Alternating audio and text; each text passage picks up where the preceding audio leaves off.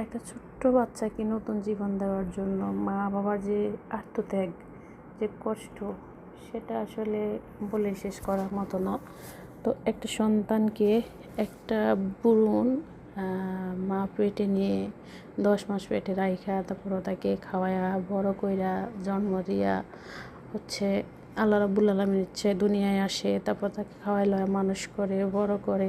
তারপর সে সন্তান যখন বেইমানি করে, মা বাবাকে অপমান অপদস্থ করে, মাকে তুচ্ছ তাচ্ছিল্য করে, বড়া মজলিস অপমান করে, আসলে সেটা কি আসলে সন্তানের মধ্যে পড়ে?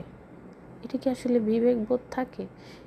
এই ধরনের বাচ্চাগুলোকে যে মা বাবা এত পরিশ্রমের পয়সা এত কষ্ট করে মানুষ করে, এত কষ্ট এত যন্ত্রণা দিয়ে জীবন আসলে কি একটা মানুষ 18 বছর একটা সন্তান বা 20 বছর একটা সন্তান লালন পালন করে, সন্তানের কাছে তো বাবা মার অনেক চাওয়া পাওয়া নাই, কিন্তু ও কারণে কেন বাবা মাকে এত কষ্ট দেওয়া, কেন বাবা মাকে সমাজে এত ছোট করা, কেন মানুষের জীবনের লাইফে মানুষের কত কিছু আসবে যাবে, তাই বলে কি মা বাবাকে বড় মজলিস অপমান করতে হয়? এভাবে করে? এটা কেমন কথা?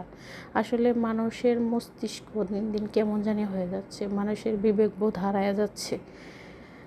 হয়তো সময় চলে যাবে, এই যে ব্যথা দেয় সে তো ব্যথার মূল্য বোঝে না, সে তো বোঝে না ব্যথাটা কত গভীরে গিয়ে লাগে। তো এরকম ব্যথা যার যে দেয় সে তো বোঝে না, আর যে ব্যথাটা নেয় সে বুঝে কত গভীর পর্যন্ত পৌঁছায়। তাই জন্য মাকে এভাবে কষ্ট দেওয়া ঠিক না। বাবা মাকে যারা কষ্ট দেয় আল্লাহ রাব্বুল আলামিন তাদেরকে দুনিয়ায় এবং আখিরাত কোনো জায়গায় শান্তি দেয় না, দুনিয়ায় দেয় উনি কাউকে এরকম।